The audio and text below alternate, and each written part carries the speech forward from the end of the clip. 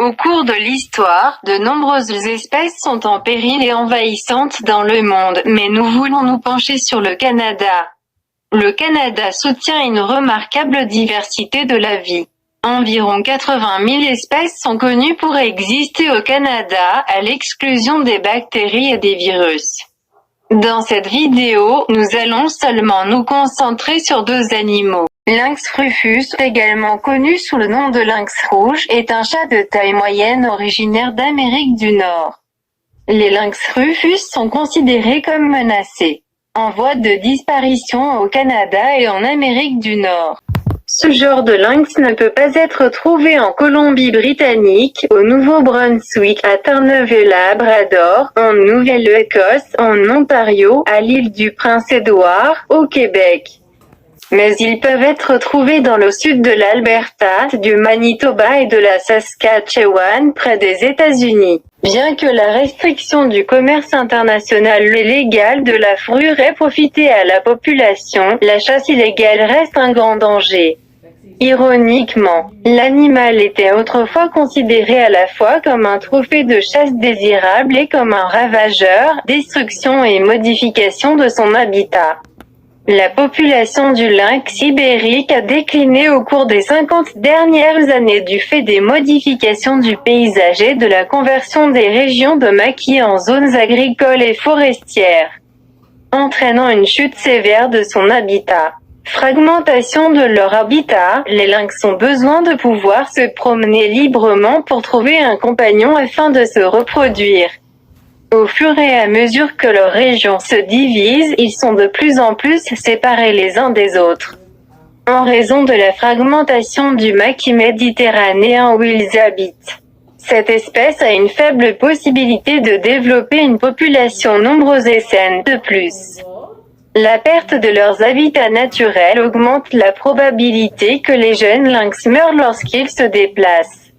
Déclin des proies. Les lapins sont la principale source de nourriture des lynx ibériques et de plusieurs autres espèces animales, ce qui en fait un élément vital de la chaîne alimentaire. Plusieurs maladies ont cependant entraîné la chute des populations de lapins sauvages au cours de la dernière décennie.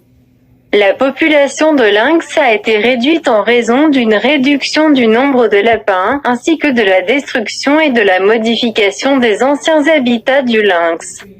Bien qu'ils soient des chasseurs exceptionnels capables de capturer des proies plus grosses telles que les chevreuils, rien n'indique que les lynx chassent d'autres proies lorsque les lapins sont rares.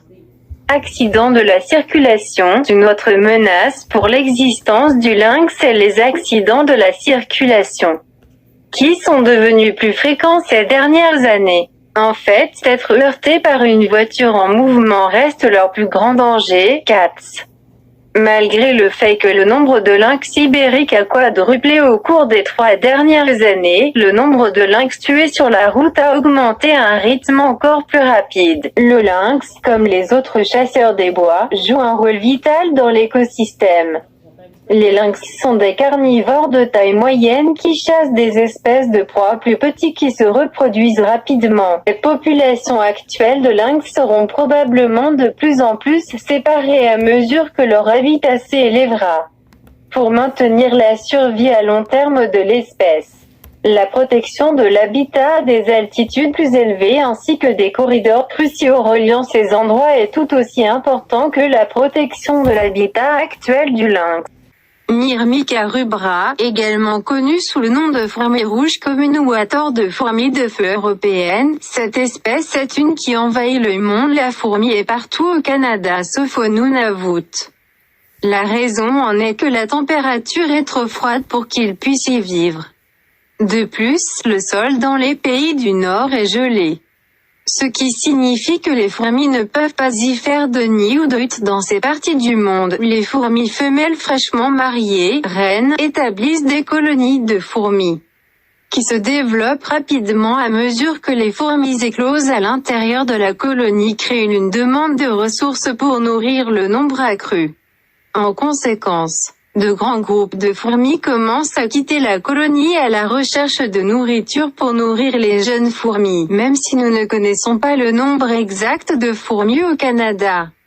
Nous savons que les fourmis doublent chaque année. Les experts pensent qu'un hiver particulièrement humide est à blâmer. Lors de fortes pluies, les fourmis chercheront un terrain plus élevé et plus sec et tenteront d'accéder à votre maison par n'importe quelle brèche. Les fourmis sont des expertes pour passer l'hiver ou survivre au mois d'hiver. Lorsque le temps devient froid, la température corporelle des fourmis chute et leurs mouvements deviennent lents. Les fourmis réagissent en recherchant des environnements chauds, comme un sol profond, sous des rochers ou sous l'écorce des arbres.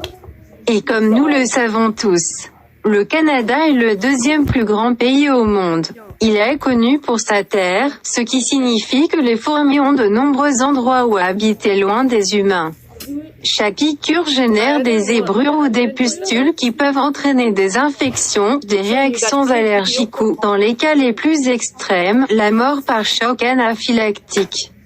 Parce qu'une seule fourmi de feu peut piquer plusieurs fois, elle est particulièrement nocive pour les petits enfants et les chiens. Le processus en 2 étapes d'appâtage et de trempage des monticules est le moyen le plus efficace d'exterminer les fourmis de feu. La reine et les autres fourmis ouvrières au plus profond de la colonie sont d'abord tuées avec des appâts. La deuxième étape consiste à utiliser un insecticide pour traiter les monticules de manière ciblée.